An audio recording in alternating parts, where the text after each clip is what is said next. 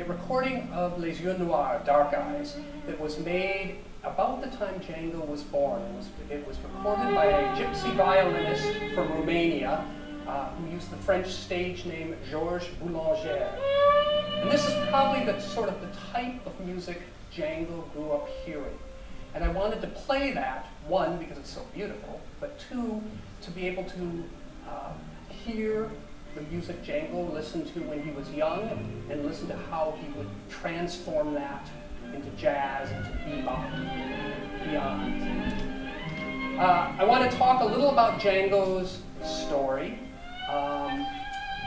but I think probably most of you here can recite it all.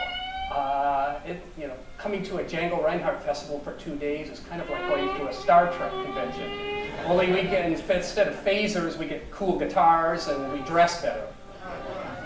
But as I say, I think most of you can recite that. And so instead of playing versions of Dinah and Danette and comparing those, I have some recordings that have just recently been found, some in the last year, some in just the last couple of weeks here that I'll play, that are kind of cool. Basically, the story is how a young gypsy boy from the absolute slums of Paris was able to transform jazz, to create a whole genre of jazz that still is going strong today. A young boy who was not even able to afford his first banjo. His mom had to trade and barter to get him an instrument, and how he was able to take this and bring it to the United States and inspire us all today. Django was born, as I think everyone knows, in 1910 in the winter outside the Belgian town of Liberché. This is a picture of the area that he was born at. His family would travel around Europe. There's stories of them in Italy, in Germany, in Belgium, in France. And they lived in a small caravan. At times they had cut away the back of the caravan so they could have a little stage that they could play at town festivals. And they would bring a piano that Django's father played. Django's mother would dance, and they would repair instruments, do other things to earn money wherever they went. This is a picture of Django's caravan from a little bit later, parked outside of Paris, but you can get a sense of how small these, basically these boxes on wheels that the family lived in.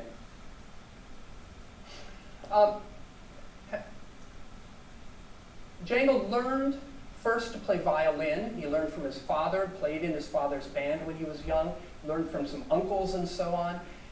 And then a little bit later, he started to learn to play the banjo. And I guess I always think of his learning the banjo as kind of like us as youths learning to play electric guitars. It was something new, it was something different, it had that biting tone. He learned to play the banjo from one of his cousins, from some of his uncles, and from a couple other professional gypsy musicians. This is Gusti Mahler. He was one of a clan of Gitan gypsies, ultimately from Spain, and Gusti played in musette bands and other bands around Paris. Charlie Bazin, who was an accordionist who played in the musette halls, remembered Gusti as playing so well, so incredibly fast, that he thought he had 6 fingers on both hands. And we just recently found a recording of Gusti from about late 1920s, 1930s on a small Paris label. Gusti and his brother Joseph Mahler both are playing banjos. And this is indicative of kind of the style of music that Django was probably taught by them. Maestro, if you get number 2.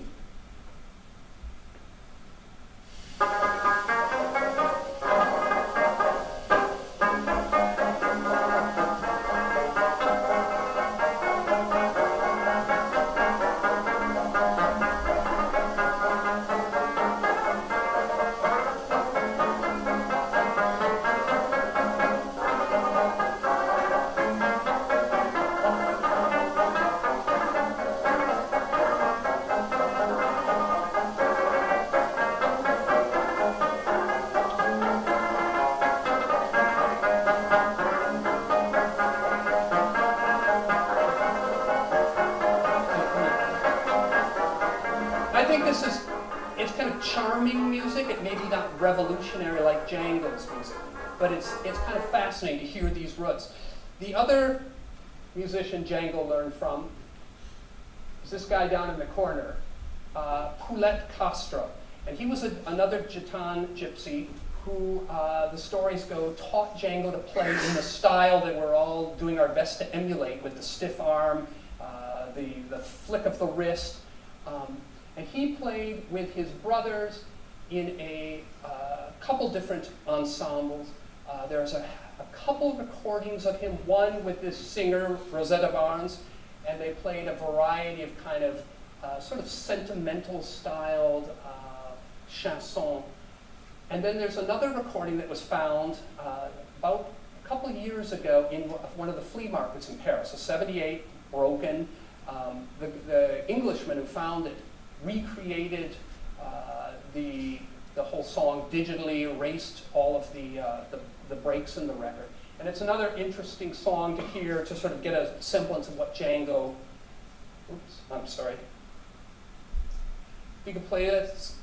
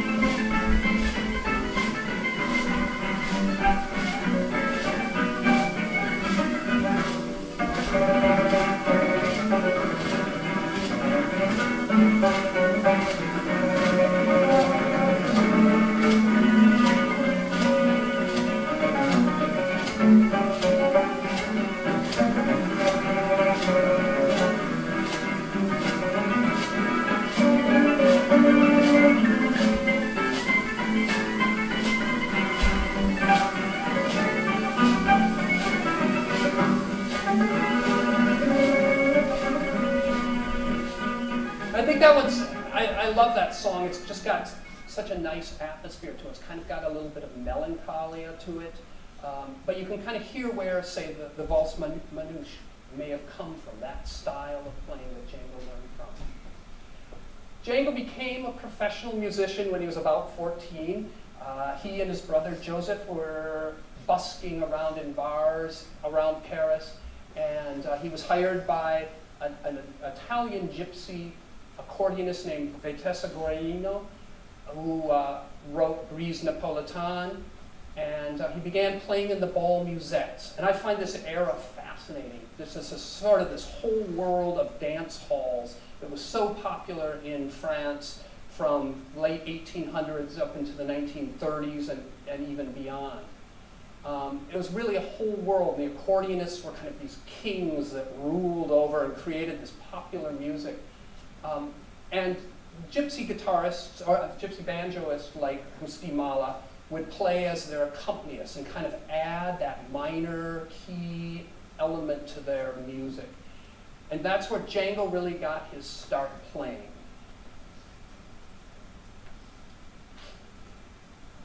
This is a kind of a cool picture, I think. This was taken by the photographer Roger Violet, who you've probably seen other pictures of Django, the pictures of Barreau, Ferré's bar, and so on. He took this picture in the late 20s. This is the flea market north of Paris in Clignancourt. This was the Rue de Brosier, the famous street where the bar shop de Pouce is still located. And these gypsy caravans are probably right about where Django's caravan was parked. And you can see the wares just spread out on the sidewalks, a whole line of caravans. And I think that photo's just fascinating. Django had gotten married young, kind of a manouche wedding where they basically, it was an elopement. And then he was playing in the balls, and one night his caravan burned. We all know that story. He was taken to the hospital for the poor in Paris. His left hand was damaged. They thought he would never walk again. And he was able, over a year's time, to teach himself to play his banjo and then ultimately his guitar again.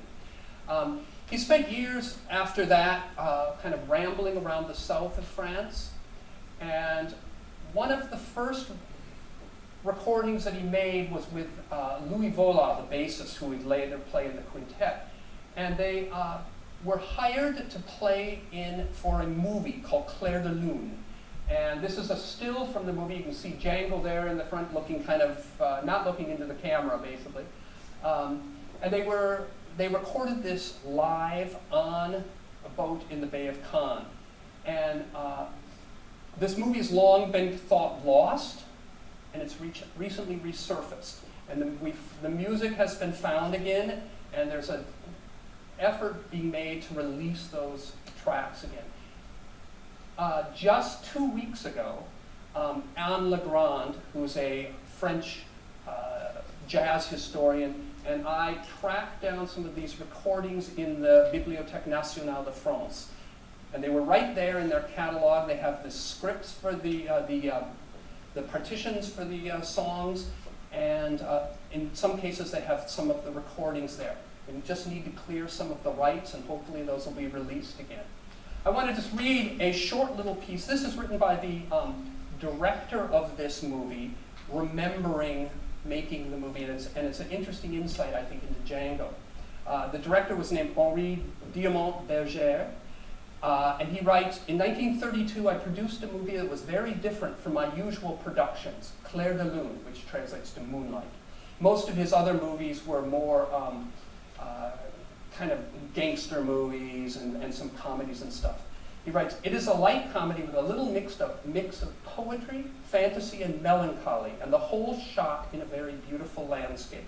Sound mixing was not yet a perfected technique, and we had to record the music at the same time as we filmed the picture. My composer, Jean Lenoir, was with us, but it was the off-season, and there was not a musician left on the Côte de France. Bass player Louis Vola was on holiday, and he helped us out of the difficulty. He went and got a gypsy guitarist in his caravan, Django Reinhardt. He was gentle, quiet, and uncommunicative. A severe burn had stiffened 2 of his fingers, but it did not harm the extraordinary quality of his playing. He did not read music. Lenoir played the tunes to him on piano. He memorized them immediately and played them at once in his own rendition in his own unique way. And I found one of these recordings. We know of 4 tracks currently that have been found. There's 3 of which are vocal tracks with Django playing behind singers, primarily the star of the movie, Blanche Montel. And then there's some incidental music. And again, you can kind of hear the connection back to the musette world and some of those, the Poulet Castro and Rusti Mala. So we have just a snippet here of one of the background pieces, and you can hear Django's banjo playing away.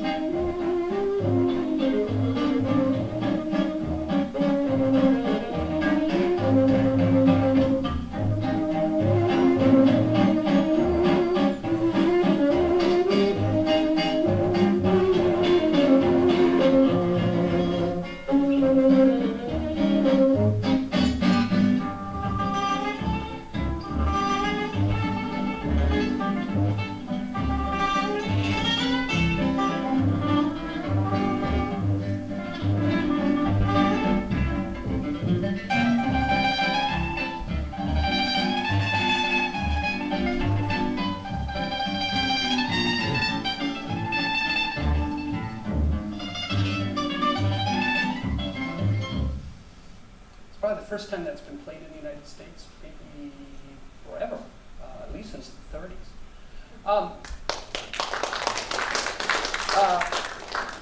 Django then moved up to Paris. He was playing with Guarino's band and became kind of the center of jazz in France.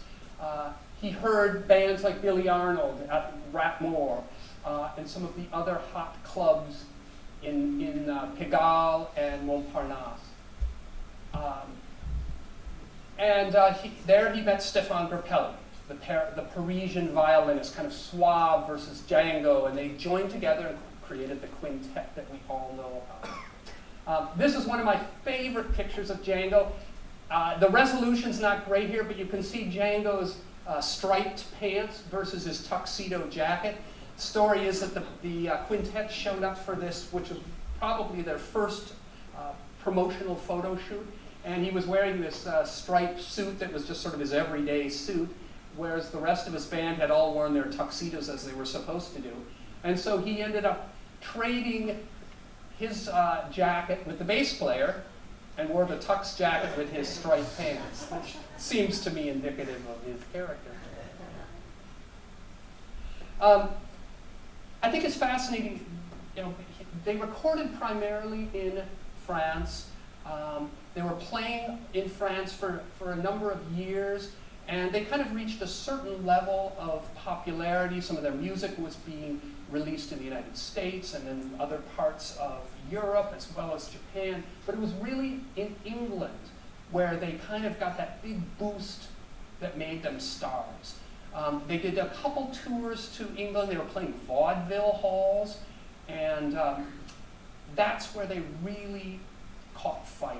And this evening we'll have displays of some memorabilia, and you can see some of the vaudeville programs that we brought. And you can see Django and the Hot Club listed along with like magicians and jugglers and all sorts of vaudeville acts. And this was kind of where they were mixed into the audience. And one of the programs, it's interesting to list them, and then whoever had seen this show in 1938, 1939, wrote on the program how much they liked each of the different acts, and the magicians and so on all got stars. And it said next to Django's Hot Club, no good. And then the war came. Oops. There we go. I'd like to just read you a short portion from the biography on Django, because I think this kind of sums it up. For Django and for jazz, World War II was the best of times and the worst of times. When Adolf Hitler and his National Socialist Party took power in Germany in 1933, the very foundations of their ideology were aimed at someone like Django Reinhardt. He was a Romani and a jazz man. The first, a crime against Nazi beliefs and racial purity. The second, a degenerate affront to decency. Hitler inherited a legacy of German anti-Gypsy laws stretching back centuries, and even before he set out to rid his Third Reich of Jews, he began rounding up, sterilizing, and deporting Django's people. In the end, some 600,000 gypsies throughout Europe would perish. And in the jungle rhythms and blue notes of jazz, the Nazis, led by Hitler's propaganda minister, Joseph Goebbels, heard music threatening German cultural greatness, an international conspiracy of American Judeo-Negro decadence destroying the minds and morals of Germany's youth. Jazz, more than any other art form, from other questionable styles of music to even the despised Cubist painters, symbolized to the Nazis the overarching evils of depraved races and corrupt modernism. Between being a Romani and a jazz musician, the first a birthright, the second something he could not live without, Django appeared to be a marked man. Yet during the war years, Django flourished. It was a grand paradox in a dawning era of paradoxes. In spite of Goebbels' crusade against jazz, the war heralded a golden age of swing in Europe, jazz reaching a pinnacle of popularity of which its earlier fans could never have dreamed. Jazz was happy music and sad music, outlawed music and protest music. And in France, the most celebrated star became Django Reinhardt. The German occupation forces loved to hear him play his guitar in the requisitioned cabarets of Paris, while the people of France fell in love with his wartime song, Nuages, Clouds. In a single composition, he captured the woes of the war that weighed on people's souls, and then transcended all in a melancholy melody, both bittersweet and nostalgic, floating above like the heavens the song was named after. Now, after the war, Django reached another level of popularity when the GIs arrived in Paris to liberate the city. And Django was suddenly, as he had been with the German soldiers, was catapulted into sort of a new level of stardom. American GIs, there's many stories of musicians would come to Paris or to find him wherever he was in France to sit in and play with him. And sometimes nights on the stage, Django's band would be Django and a whole troupe of men in olive drab uniforms playing along with Django. And Django finally got his opportunity to go to the United States. Jazz, of course, had been born in the United States, and Django long dreamed of coming to the promised land and playing. I've seen Dizzy Gillespie and Charlie Parker and so on. And Duke Ellington invited him to come as a special soloist on a tour in late 1946.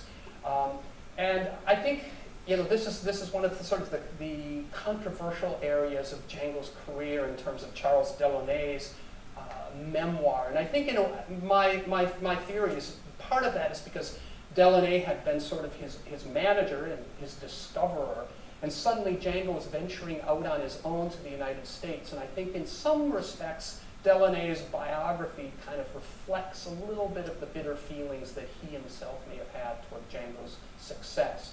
On this tour, Django was playing an electric guitar. He had played electrics before in France, some of the earliest electric guitars. We'll hear one in a bit, but there were some early pickups that were made, and Marcel Bianchi, who was one of Django's sidemen, as well as Joseph Reinhardt, were some of the first people to use this.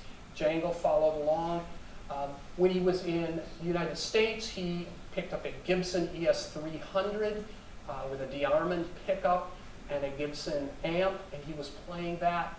And I think, his music started to change with the electric guitar. Suddenly he didn't have to play so hard and with such sort of fury to his playing, because he was amplified, and it's changed how he approached the guitar. And I think the American tour was a point where he was kind of at a pivot in his career of, kind of relearning how to play guitar.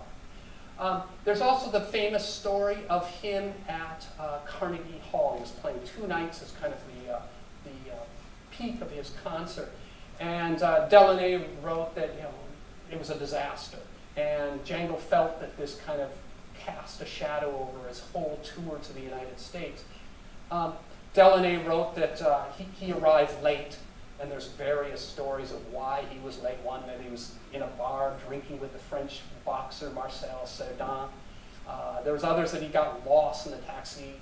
But, being late to a show, I think other jazzmen have done that before.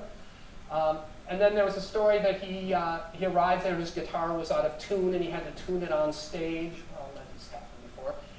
And and Delaunay also said he didn't play so great. Now, there's only one recording known of Django playing on this tour, and that was in Chicago. It was basically a bootlegged recording.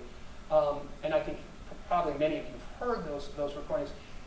Recently been found a series of recordings from the Carnegie Hall concert. And these are part of a collection that's in the Jazz Museum of Harlem. And they are original, large transfer discs of the full Duke Ellington concerts. And they're hoping to release these someday soon. They're trying to get permission from Django's kin to release these. They loaned us a short snippet of Django playing.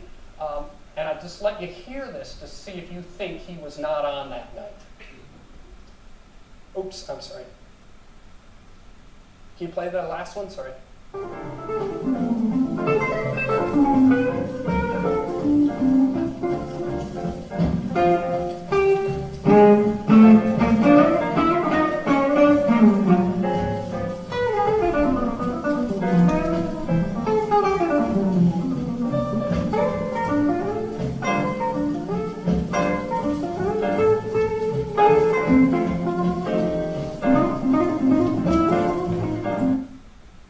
Sounds like to me, that he was hitting it. Django continued to play over the next several years. He was kind of semi-retired. I mean, he spent his whole life, as we said, from age 14 playing music. That's one of my other favorite photos of Django with his young son, Babi. And he continued to play around Paris. He did a variety of tours and continued to record. He was recording in other styles as well, kind of more modern, cool jazz, bebop. And in each of these styles, it seemed to feel that he kind of created his own sort of signature sound. And there's not many jazz musicians that I think were able to really create signature styles of playing in so many different styles of music. He was on the verge of touring the world with the Jazz at the Philharmonic tour. In 1953, he had been hired by Norman Granz. He was going to be playing throughout Europe, throughout the United States, and all the way to Japan. He had just finished a tour of Switzerland. When he came back, he was living in the town of Saint-Ouen-sur-Seine, just south of Paris, kind of an idyllic small town where he could fish. When at age 43, he had a heart attack and died. And obviously, early death. He had when he died, he was living in a small apartment house that his family had rented, and his caravan had been parked out back. There was a manouche tradition at that time of burning the deceased person in their caravan. And they didn't do that with Django. He was buried in the Samoa cemetery, but there's a variety of stories that his family burned the family caravan, or that they took all of his possessions, his fishing poles, last tapes that he recorded, his last actual guitar, and burned those. This tradition is a long, old tradition among the Gypsies and continues in some respects today.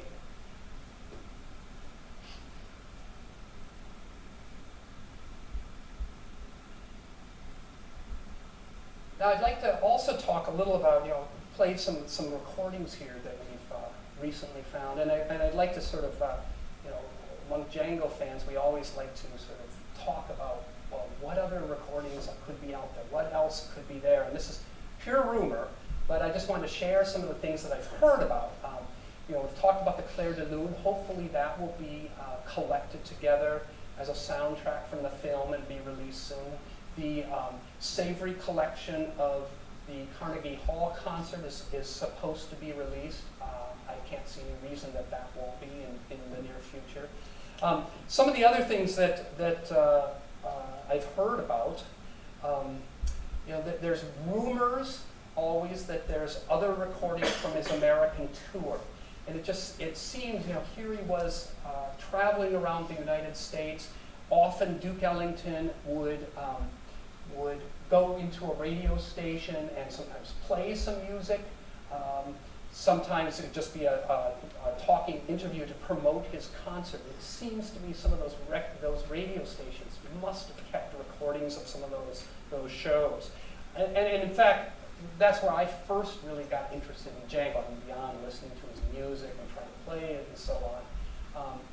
What really got me, I'm from Minneapolis, and one of the few letters that Django ever wrote. He was pretty much semi-literate. He had been taught to write somewhat by Stéphane Grappelli, and he wrote in a very phonetic style, kind of sounding out his words in French.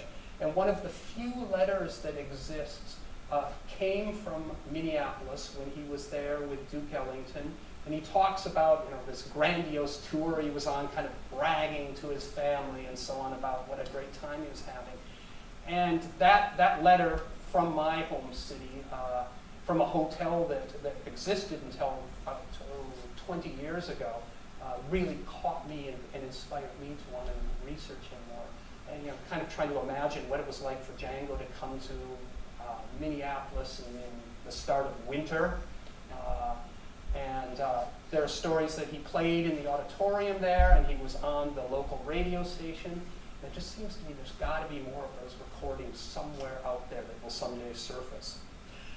There's also, many of you have seen the sort of documentary film that was organized in part by Charles Delaunay, his kind of discoverer and manager, Le Jazz Hot, where it compares the jazz that Django and his band was playing with sort of the traditional classical music.